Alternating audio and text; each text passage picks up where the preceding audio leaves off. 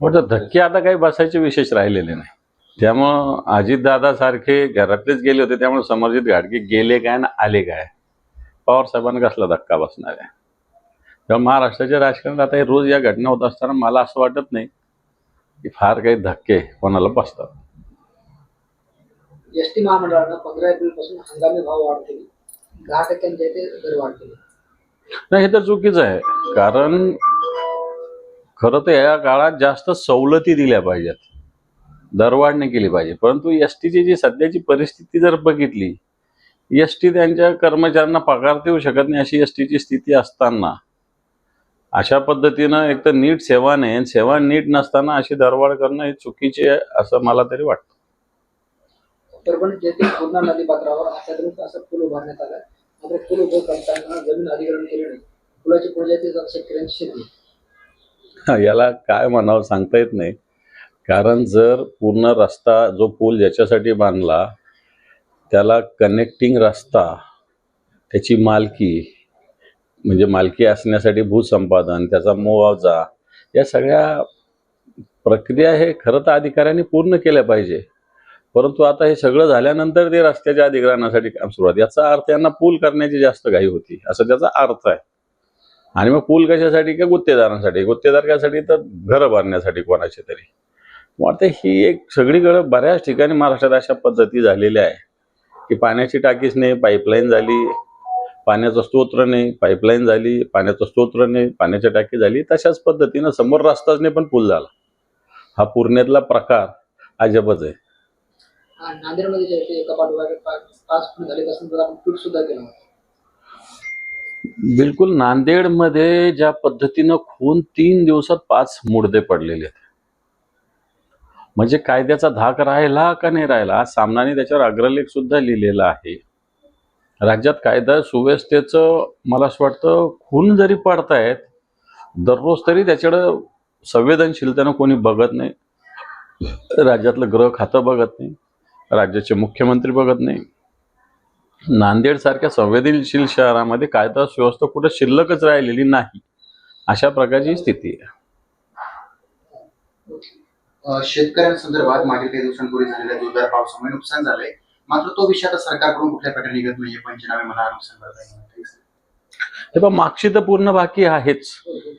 33,000 कोटी रुपयाचं पॅकेज सरकारने डिक्लेअर केलेलं होतं आणि आता सुद्धा मागच्या या महिनाभरात ठिकठिकाणी महाराष्ट्रामध्ये गारपीट झालेली आहे, अतिवृष्टी झालेली आहे आणि मोठ्या प्रमाणावर पीक पाण्याचं नुकसान झालेलं आहे. याच्याविषयी सुद्धा सरकारचं कुठलीच पावलं नाही. मागचे 33,000 कोटीचं मोठं पॅकेज अशा पद्धतीनं घोषणा माननीय मुख्यमंत्री, दोन्ही उपमुख्यमंत्र्यांनी केली होती, परंतु अजून हे पॅकेज सुद्धा गावापर्यंत, शेतकऱ्यापर्यंत पोहोचलेलं नाही. आणि त्याच्या आधीच्या सुद्धा अनेक घोषणा केलेल्या ज्या सरकारच्या त्या जशाच्या तशा आहे. आणि म्हणून सरकार फक्त शेतकऱ्याविषयी घोषणा करतं, प्रत्यक्षात शेतकऱ्याला कोणती मदत दिली जात नाही. आत्ता नव्याने पुन्हा गारपीट झालेली, पुन्हा पाऊस झालाय या फेब्रुवारी-मार्च महिन्यामध्ये. खरं तर हा अवकाळी आहे आणि म्हणून याची सुद्धा पंचनामे होऊन याची सुद्धा मदतीची सरकारने घोषणा करण्याची आवश्यकता आहे. मुंडवा जमीन घोटाळा प्रकरणी आरोपी शेतकरी केजरीवालच्या जामीन अर्जाला राज्य सरकारने हायकोर्टात विरोध केला. राज्य सरकारने विरोध करणं स्वाभाविक आहे, परंतु राज्य सरकारने जी काही चौकशी समिती नेमलेली, जे सकृतदर्शनी पुरावे आहे, याच्यामध्ये राज्य सरकार बायसपणे वागतं हे स्पष्टपणे म्हणता येईल. कारण या आता मी बोलत नाही, पण या कोंडव्याच्या प्रकरणामध्ये कोण 99% शेअर असणारा व्यक्ती बाहेर आहे आणि 1% शेअर असणारा, तोही अजून बाहेरच म्हणता येईल, त्यालाही आतमध्ये नाही घेतलेलं. परंतु केशवानीला अटक केलेली, मला असं वाटतं केशवानीला सुद्धा मुद्दाम यांना वाचवण्यासाठी केशवानीला अशा पद्धतीने केलं जात आहे. केशवानी दोषी आहेच त्याच्यामध्ये, परंतु राज्य सरकार सुद्धा या सगळ्या प्रकरणामध्ये गोलमोल भूमिका घेते. पालकमंत्री संजय शिरसाट यांचे चिरंजीव सिद्धार्थ शिरसाट यांनी हॉटेल प्रक्रिया लिलाव प्रक्रिया केली होती, त्यासोबत आवाज उठला होता. त्यानंतर तिथे विभागीय आयुक्तांच्या आदेशाखाली एक समिती नेमण्यात आली होती. त्या समितीचा आवाज येतात राज्य शासनाकडे सोपवून करण्यात आला. खरं तर या चौकशी समिती लावण्याची मागणी माझी होती. तसा अध्यादेशामध्ये सुद्धा स्पष्ट उल्लेख आहे. अंबादास दानवेंनी हा प्रश्न उपस्थित केला, मागणी केली आणि माननीय मुख्यमंत्र्यांनी त्या विषयावर चौकशी समिती लावते. आधी जिल्हाधिकारी त्याचे चौकशी समितीचे प्रमुख होते, परंतु मीच पुन्हा मागणी केली, जे जिल्हाधिकारी पालकमंत्र्यांच्या सगळ्या विषयाचे सचिव असतात ते चौकशी काय करणार, म्हणून विभागीय आयुक्त. पण विभागीय आयुक्तांनी मला असं वाटतं ज्याची तक्रार होती, ज्यांनी तक्रार केली होती त्याच्याशी थोडी चर्चा करायला पाहिजे होती. परंतु विभागीय आयुक्तांकडे मी काही पुरावे दिले असते, कारण सरकारी लोक पालकमंत्र्याच्या विरोधात काय कसा रिपोर्ट देणार. तेव्हा त्यांनी जर आम्हालाही हेअरिंगला बोलवलं असतं तर मला असं वाटतं आणखी बरं झालं असतं. तेव्हा आता चौकशी समितीत त्यांना वाचवण्याचा प्रयत्न आहे का सत्यता मांडण्याचा प्रयत्न झालेला मला तरी माहिती नाही. अंजली दमानिया म्हणायचं की माझ्याकडं फोन रेकॉर्ड्स आहेत, ते म्हणजे बाबांसंदर्भात, त्या महाराजांसंदर्भात. मात्र सीडीआर लीक बाबत शासन स्तरावर चौकशी सुरू आहे अशी पोलिसांकडून माहिती मिळते. काही दिवसांपूर्वी याच विषयावरून तुमच्या सरकारमध्ये त्यावेळेस खूप त्यांना धाडीव धरण्यात आलेलं होतं सीडीआर. हे बघ, सीडीआर पोलिसांशिवाय कोणाला मिळत नाही. त्याच्या रीतसर अनेक कायदेशीर बाबी आहेत. असं असताना अंजली दमानियाने ज्या पद्धतीनं कॉल रेकॉर्डची घोषणा केली, जाहीर केलं, त्याच्याविषयी राज्य सरकारने चौकशी केली. आता चौकशीचा फार्स आहे का मला माहिती नाही, परंतु त्यांनीही नेमकं राजकीय टार्गेट असणाऱ्या लोकांचीच कॉल रेकॉर्डची माहिती दिलेली होती. या बाबतीत संजय राऊत साहेब, सुषमाताई या लोकांनी, या आमच्या शिवसेनेच्या नेत्यांनी या संदर्भात भूमिका मांडलेली होती. आता राज्य सरकार चौकशी केली करणारे म्हणतं, पण ते बाहेर तर आलंच ना, हे तर बाहेर आलेलंच आहे. याचा अर्थ राज्य सरकार या चौकशीच्या माध्यमातून काही राजकारण करू इच्छितं की काय, अशा प्रकारची शंका जनतेच्या मनामध्ये निर्माण होत आहे. बंधू अशोक खरात यांच्या दुसऱ्यांदा पोलीस कोठडी संपणार आहे. आज दुपारी 12 वाजता अशोक खरातला एसआयटी न्यायालयात हजर केलं जाणार आहे आणि तपासवाढीसाठी ते पुन्हा पोलीस कोठडी द्यावी असं मागणी आहे. कसं दररोज वेगवेगळे प्रकरण समोर येतात. आतापर्यंत माझ्या माहितीप्रमाणे 6, 7, 8, 10, 12 गुन्हे त्याच्यामध्ये त्यांच्यावर दाखल आहे. तेव्हा प्रत्येक प्रकरणाचा तपास स्वतंत्र आहे, काही एकच प्रकरण नाही आहे ते. आणि म्हणून माझा अंदाज आहे की आणखी पोलीस कोठडी वाढेल. 11 पीडित महिलांनी बंधू खरातच्या विरोधात तक्रार दिल्याची माहिती आहे. ठीक आहे, आता या भगिनीविषयी आपण काय बोलणार, त्यांच्याविषयी बोलणं मला नाही वाटत संयुक्तिक होईल. माहिती अशी मिळते की एकनाथ शिंदे जे आहे ते आता भाकरी ठेवण्याची तयारी आहे. यासाठी सर्व 43 गावामध्ये शिवसेनेचं असलं पाहिजे असं त्यांचं म्हणणं आहे. जे काम करतील त्यांनाच पत्र. चांगलं, कोणत्या संघटनेची अशीच भूमिका असते, त्यात त्यांची नवीन आहे अशातला काय भाग.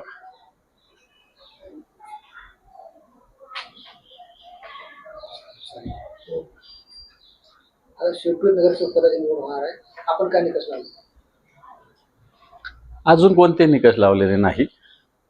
मला वाटतं सर्वस्वी निर्णय मान्य उद्धवजी ठाकरे साहेब घेतील. जे कोणी इच्छुक आहे त्याची माहिती माननीय पक्षप्रमुखांना दिली जाईल. त्यांनी जर सगळ्यांना बोलवलं तर त्यांची भेट घालून देईल. त्यांच्या मुलाखती घ्यायच्या गरज पडल्या तर ते घेतले जाईल. परंतु मला असं वाटतं याच्यात सर्वस्वी निर्णय माननीय पक्षप्रमुख उद्धवजी ठाकरे साहेब घेतील. त्या बारामतीच्या निवडणुकीत काँग्रेस काही ऐकायला तयार नाही आहे. ही संस्कृती आहे महाराष्ट्राची. एखादा नेता गेल्यावर बिनविरोध निवडणूक असं नाही, संस्कृती वगैरे म्हणणं चूक आहे. अजितदादा विषय म्हणा संस्कृती, मग आपण कर्डिलेंच्या तिथं का नाही संस्कृतीविषयी बोलत, हा माझा प्रश्न आहे. संस्कृती वगैरे काय नाही, लोकशाहीत निवडणुका होत असतात, ज्याला उभा राहायचं त्याला उभा राहत असतात. परंतु ज्या पद्धतीनं अजितदादा पवार अपघाती गेले आणि सुनेत्रा वहिनी स्वतः उभ्या राहतात, त्यामुळे या ठिकाणी एका अशा पद्धतीनं महिलेच्या मागे आपण उभा राहावं ही संस्कृती आहे. निवडणूक बिनविरोध करावी ही काही संस्कृती नाही आहे. म्हणून त्या वहिनींच्या मागे उभा राहावं ही संस्कृती निश्चित आहे. तसं व्हावं अशी जनभावना आहे. मला वाटतं अजून या विषयाला 9 तारीख उजाडू द्यावी, कारण 9 तारखेपर्यंत फॉर्म वापस घेण्याची वेळ आहे. त्याच्यानंतर याच्यात स्पष्ट भूमिका होतील. पण तो काँग्रेस उभा राहत असेल तर मला असं वाटतं त्याला कोणी काही ऑब्जेक्शन घ्यायचं कारण नाही. शिवसेनेने या ठिकाणी कोणत्या निवडणुकीत कोणताही सहभाग घ्यायचा नाही अशा पद्धतीनं ठरविलेलं आहेच. येरवडा रुग्णात असुरक्षेचा कहर पाहायला मिळतो. रुग्णाकडून कामे करून त्याचा व्हिडिओ सुद्धा व्हायरल झाला. हे सगळ्याच याच्यात रुग्णालयात होतं. याचा व्हिडिओ आला म्हणून तुम्ही सांगताय बातमी. हे सगळ्याच ठिकाणी अशा पद्धतीनं होत असतं. हे काय तिथंच होतं अशातला काही भाग नाही. फक्त तो व्हिडिओ बाहेर आल्यामुळे त्या विषयाला वाचा फुटले, परंतु हे मानवतेच्या दृष्टीने योग्य नाही असं तरी वाटतं मला. हो, ठीक आहे. दादा, राधाकृष्ण विखे पाटलांची भेट घेण्यासाठी मराठा आंदोलक गेलेले होते, त्यांनी भेट घेतली. जो हैदराबाद गॅजेटियर आहे त्याचा काय लाभ होतोय, काय फायदा मिळतो असं त्यांनी सवाल विचारला आणि त्या आंदोलनाची भूमिका घेतली त्यांनी. बरोबर आहे. सरकारने मागच्या सप्टेंबर महिन्यामध्ये मराठा आरक्षणाच्या आंदोलनानंतर हैदराबाद गॅझेटियर लागू करण्याची भूमिका घेतली. हैदराबाद गॅझेटियरमध्ये कुणबींचा उल्लेख, मराठवाड्यातल्या ठिकठिकाणच्या सगळ्या संख्येचा उल्लेख आहे, गावनिहाय संख्येचा उल्लेख आहे. माझ्याकडे हैदराबाद गॅझेटियरचा मी सुद्धा अभ्यास केला. आता ते पुरावे म्हणून घेतले पाहिजे असं एकंदर जनरली या सगळ्या सरकारच्या आदेशाचा अर्थ आहे. पण त्याला प्रोसेस काय ही अजून कोणती ठरली नाही. आता ती प्रोसेस काय असावी याच्यासाठी समिती नेमली. आता ती समितीचा रिपोर्ट आल्यानंतर ती प्रोसेस मान्य करायची नाही करायची त्याच्याविषयी आणखी एखादी समिती होईल. मला असं वाटतं मराठा समाजाला अशा पद्धतीनं गंडविण्याचं काम राज्य सरकार या निमित्तानं करतं की काय अशी शंका निर्माण होते.